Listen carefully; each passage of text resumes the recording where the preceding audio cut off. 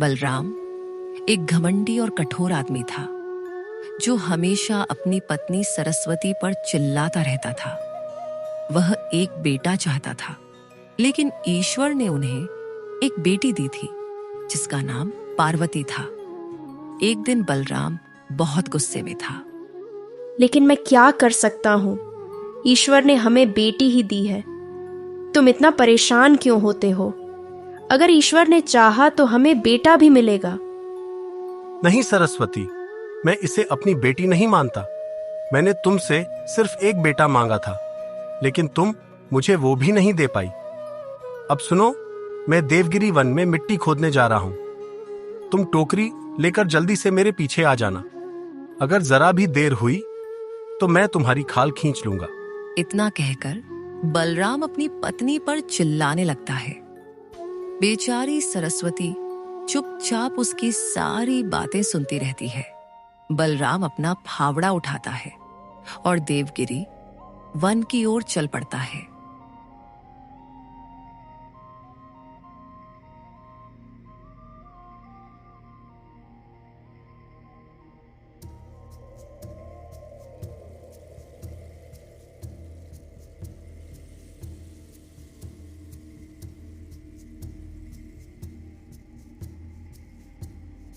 कहां पर खुदाई करूं? कहां पर? हाँ, यह जगह ठीक रहेगी। बलराम वहीं पर मिट्टी खोदने लगता है। सरस्वती एक हाथ से अपनी बेटी को उठाती है और दूसरे हाथ से टोकरी उठाकर अपने सिर पर रखती है। वह भी देवगिरी वन की ओर निकल पड़ती है।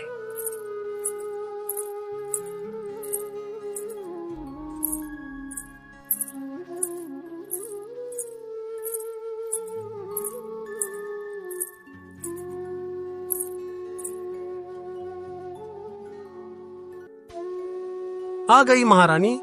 मुझे तो लगा था कि तुम्हें आने में बहुत देर हो जाएगी, लेकिन तुम तो समय से पहले ही आ गई। चलो, अच्छी बात है। अब जल्दी से टोकरी में मिट्टी भर। बलराम की आवाज सुनते ही बेचारी सरस्वती मिट्टी की टोकरी भरने लगती है। थोड़ी देर में वह टोकरी भर लेती है और उसे अपने सिर पर रख लेती है। टोकरी सिर पर होने की वजह से वह अब अपनी बेटी को नहीं उठा पा रही थी।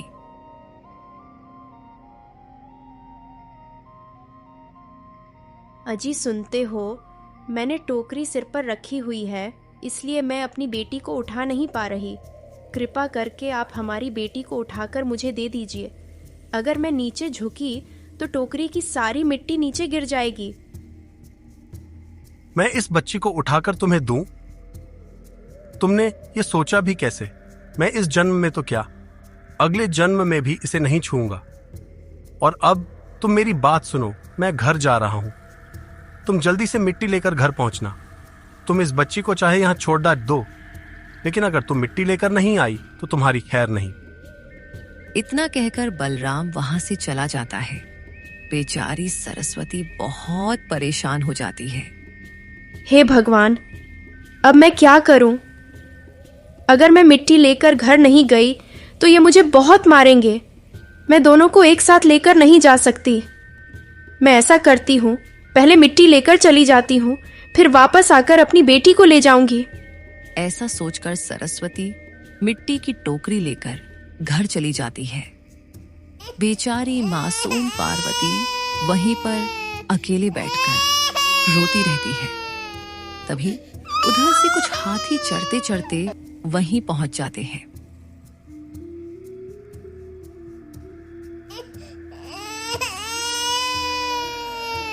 अरे बहन, यहाँ पर तो किसी बच्ची के रोने की आवाज आ रही है।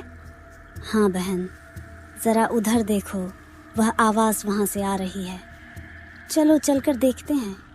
सारे हाथी जब वहां पहुंचकर देखते हैं तो एक छोटी सी बच्ची उस जगह पर बैठकर रो रही है। ये तो कितनी मासूम बच्ची है, लेकिन इसे यहाँ किसी दुष्ट ने ही छोड़ा होगा। पता नहीं उस दुष्ट को जरा भी दया नहीं आई इस मासूम पर। कहीं इसे कोई जंगली जानवर खा जाता तो क्या होता? मुझे लगता है ये बच्ची भूखी भी है। अरे बहन, अब हमें वापस चलने का समय हो गया है। हमें वापस चलना चाहिए। लेकिन इस बच्ची का क्या करें? अगर हमने इसे यहाँ अकेला छोड़ा तो इसे कोई भी जंगली जानवर नुकसान पहुंचा सकता है। मैं ऐसा करती हूँ, इस बच्ची को अपने साथ ही ले चलती हूँ। इतना कहकर वह हथनी उस बच्ची को उठाकर अपनी पीठ पर बैठा लेती है। फिर वहां से सारे हाथी वापस चले जाते हैं। उसके बाद बेचारी सरस्वती वहां पर आती है। हे राम, मेरी बेटी कहाँ चली गई? मैं तो अपनी बेटी को इसी जगह पर छोड़कर गई थी। इतनी जल्दी मेरी बेटी कहाँ चली गई? हे भगवान, अब मैं क्या करूंगी? पता नहीं मेरी बेटी कैसी होगी और कहाँ होगी। हे भगवान, मेरी बेटी की रक्षा करना।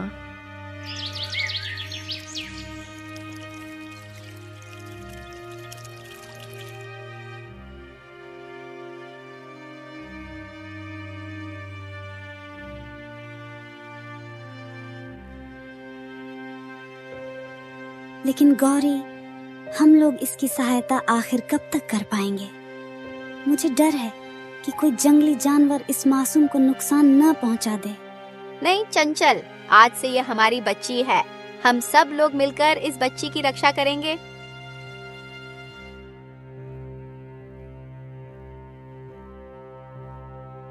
समय बीतता जाता है और पार्वती बद्दी होने लगती है।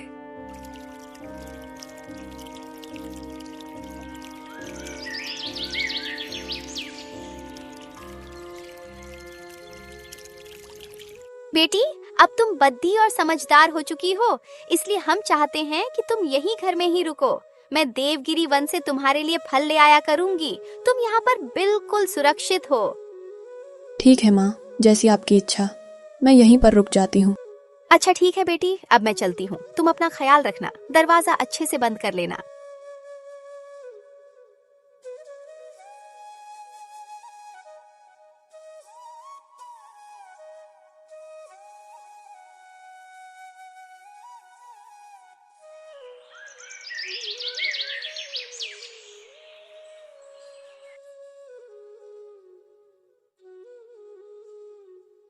अरे वह यह जगह तो कितनी सुंदर है, जी करता है यहीं पर बैठी रहूं। मैं ऐसा करता हूँ, थोड़ी देर के लिए यहाँ पर बैठ जाती हूँ, फिर घर के अंदर चली जाऊंगी। पार्वती गुफा के बाहर एक चट्टान पर बैठ जाती है। तभी उधर से महाकाल राक्षस शिकार की तलाश में घूमता हुआ आता है।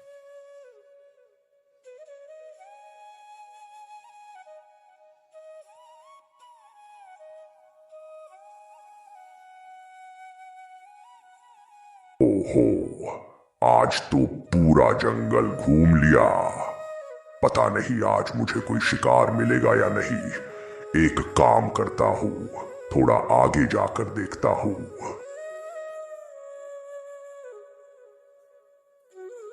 वाह, ये लड़की तो बहुत सुंदर है। मुझे इसका मांस जरूर खाना चाहिए। महाकाल धीरे धीरे उस लडचकी की ओर बढ़ता है। तभी पेड़ पर बैठे कुछ कौवे महाकाल को देखकर चिल्लाने लगते हैं। पार्वती पीछे मुद्दा कर देखती है। अरे हट हट, अरे हट जा दुष्ट कौवे, मैं तुझे जिंदा नहीं छोड़ूंगा। अरे इतनी जल्दी वह लड़की कहाँ चली गई? मुझे लगता है वह लड़की इस गुफा के अंदर ही गई होगी।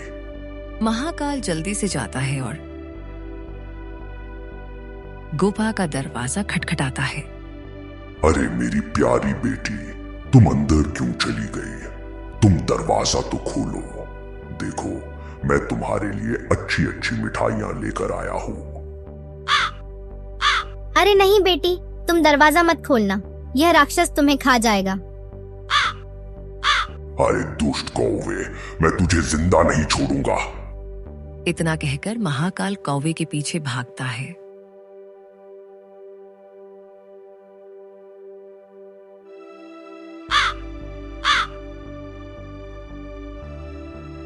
और एक बड़ा सा पत्थर उठाकर कौवे पर मारता है। कौवा घायल होकर नदी में गिर जाता है।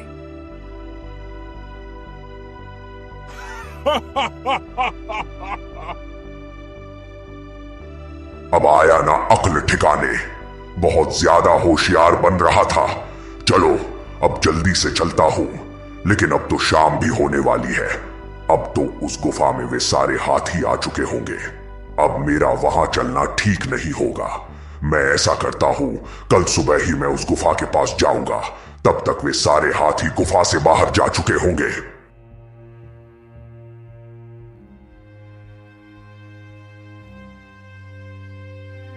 अरे यह क्या बहन, यहाँ पर तो उसी राक्षस के पैरों के निशान बने हैं जिसे हमने कुछ दिन पहले भगाया था। अरे गौरी, पता नहीं हमारी बेटी कैसी होगी। कहीं उस राक्षस ने हमारी बेटी को कोई नुकसान तो नहीं पहुंचाया होगा। फिर वे सभी हाथी जल्दी से गुफा के पास जाते हैं। अरे बेटी, दरवाजा खोलो, मैं तुम्हारी माँ हूँ। मैं तुम्हारे लिए फल लेकर आ गई हूँ। पार्वती जैसे ही अपनी माँ की आवाज सुनती है, वह जल्दी से दरवाजा खोल देती है और हथनी से लिपटकर रोने लगती है। अरे बेटी, क्या हुआ? तुम क्यों रो रही हो? क्या बात है? माँ, आज एक बड़ा ही भयानक दिखने वाला प्राणी आया था। वह बार बार मुझसे दरवाजा खोलने के लिए कह रहा था। कोई बात नहीं बेटी, तुम डरो मत। अब मैं आ गई हूँ, तुम्हें डरने की जरूरत नहीं है। उस दुष्ट की इतनी हिम्मत कि मेरी बेटी को डराए। पिछली बार तो उसे जिंदा छोड़ दिया था, लेकिन इस बार उसे जिंदा नहीं छोड़ूंगी।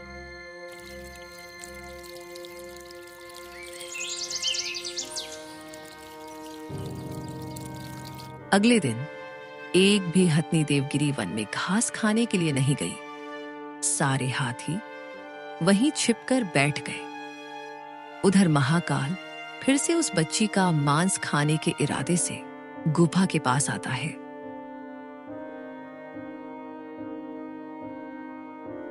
अरे मेरी प्यारी बेटी, जरा दरवाजा तो खोलो। देखो मैं तुम्हारे लिए क्या लेकर आया हूँ। महाकाल के बार बार बोलने पर भी जब दरवाजा नहीं खुला तो उसे बहुत गुस्सा आया। ओहो, मुझे लगता है तू ऐसे दरवाजा नहीं खोलेगी। अब तो मुझे दरवाजा तोड़ना ही पड़ेगा। महाकाल जल्दी से एक बड़ा सा पत्थर उठाता है और दरवाजे पर मारता है तो दरवाजा अपने आप खुल जाता है और महाकाल अंदर चला जाता है।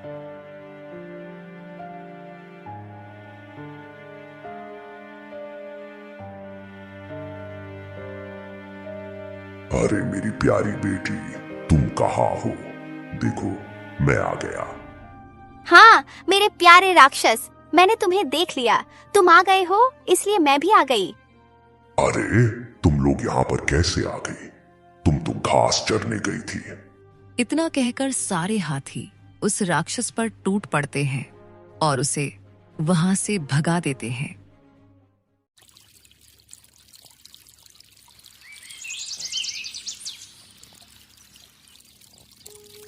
माँ, आज मैं भी आपके साथ चलूंगी। कहीं वह राक्षस फिर से आ गया तो मेरा क्या होगा? नहीं बेटी, तुम बिल्कुल भी चिंता न करो। अब वह राक्षस कभी भी लौटकर नहीं आएगा। यदि तुम हमारे साथ चलना चाहती हो तो फिर चलो। वह लड़की हाथियों के साथ चली जाती है। धीरे धीरे समय बीतता गया और वह बच्ची एक सुंदर कन्या बन जाती है। वह रोज देवगिरी वन में घूमती, पक्षियों से बातें करती और झरनों में स्नान करती थी। अब वह वन में अपने हाथियों के साथ बहुत प्रसन्नता से रहती थी। एक दिन की बात है, वह सुंदर लड़की गुफा के बाहर एक चट्टान पर बैठकर पक्षियों से बातें कर रही थी। तभी उधर से एक राजकुमार, जिसका नाम अर्जुन था, गुजरता है।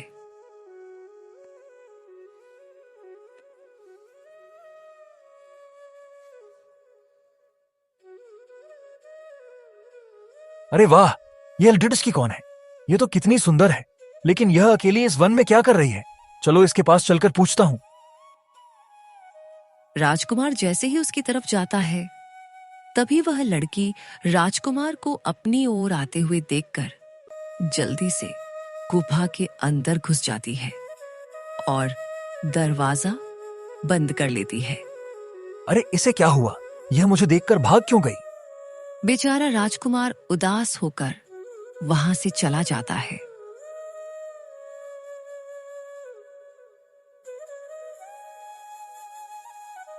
क्या बात है बेटा, तुम जब से देवगिरी वन से लौट कर आए हो तब से इतना उदास क्यों हो? महाराज धीरज के पूछने पर राजकुमार सारी कहानी सुना देता है। पिताजी, मैं उससे प्रेम करने लगा हूं। अगर वह मुझे नहीं मिली तो मैं अपने प्राण त्याग दूंगा। अरे नहीं पुत्र, तुम बिल्कुल भी चिंता न करो, मैं तुम्हारा विवाह उसी के साथ कराऊंगा। अरे सैनिकों, देवगिरी वन जाओ और उस गुफा में रहने वाली सुंदर कन्या को पकड़कर हमारे पास लेकर आओ। महाराज धीरज का आदेश होते ही सैनिक देवगिरी वन की तरफ निकल पड़ते हैं और जल्दी ही गुफा के अंदर घुस जाते हैं। अरे ओ लड़की, तुम हमारे साथ चलो, तुम्हें महाराज ने बुलाया है।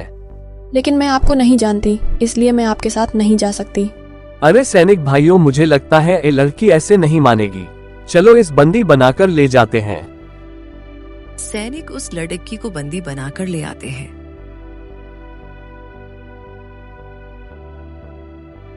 अरे बेटी, तुम डरो मत, हमें अपने माता पिता के जैसे ही समझो।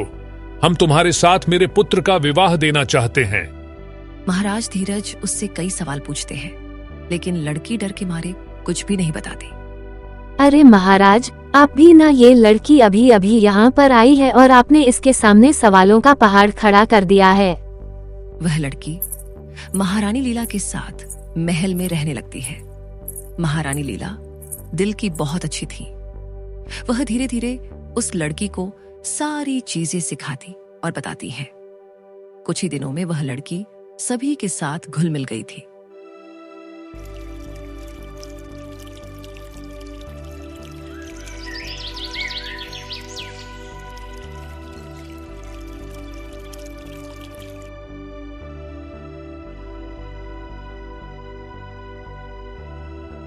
बेटी, अब तो तुम हमें अच्छी तरह से जान और समझ चुकी हो, इसलिए अब मैं तुम्हारा विवाह अपने पुत्र अर्जुन से कराना चाहती हूँ। इस पर तुम्हारी क्या राय है? माताजी, आप जैसा कहेंगी मैं वैसा ही करूंगी। फिर उस लड़की का विवाह बड़े ही धूमधाम से राजकुमार अर्जुन के साथ हो जाता है। एक दिन की बात है, वह लड़की अपनी हाथियों की माताओं को याद कर रोने लगती है। तभी वहां पर राजकुमार आ जाता है। अरे प्रिय, क्या बात है? तुम क्यों रो रही हो? तुम्हें क्या कष्ट है? राजकुमार जी, मुझे मेरी माताओं की याद आ गई थी, इसलिए मेरी आंखों में आंसू आ गए थे। पता नहीं मेरी सारी माताएं किस हालत में होंगी। तुम्हारी माताएं कितनी हैं, महारानी जी? फिर वह लड़की अपनी सारी कहानी राजकुमार को बताती है। अच्छा, ठीक है महारानी जी, मैं आज ही आपको आपकी माताओं से मिलवाने के लिए ले चलता हूँ। राजकुमार तुरंत उसे अपने रथ पर बैठाता है और देवगिरी वन लेकर पहुंच जाता है।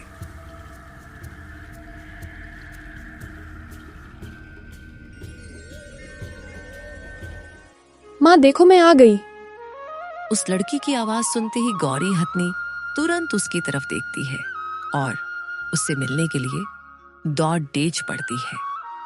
वह लड़की भी अपनी माँ की तरफ दौड़ ही पड़ती है। दोनों एक दूसरे के गले लगकर रोने लगती हैं। बेटी, तुम मुझे छोड़कर कहाँ चली गई थी? मैंने तुम्हें कहाँ कहाँ नहीं ढूंढा। तुम्हारे बिना तो जैसे मेरे प्राण निकल गए थे। माँ, मैं राजकुमार के साथ चली गई थी। राजकुमार ने मुझसे विवाह किया है, वह मेरे पति हैं। बेटी, तुमने विवाह करके बहुत अच्छा किया। ये बात सुनकर मेरे हृदय को शांति मिल गई। जा बेटी, और अपने पति के साथ हमेशा खुश रहना। तुझे इस संसार की सारी खुशियां मिलें। मैं यही ईश्वर से प्रार्थना करती हूँ। इतना सुनकर वे दोनों वहां से वापस चले जाते हैं। तो दोस्तों, कैसी लगी आपको ये कहानी? कमेंट बॉक्स में जरूर बताना और लाइक और सब्सक्राइब भी कर दिया करो। धन्यवाद।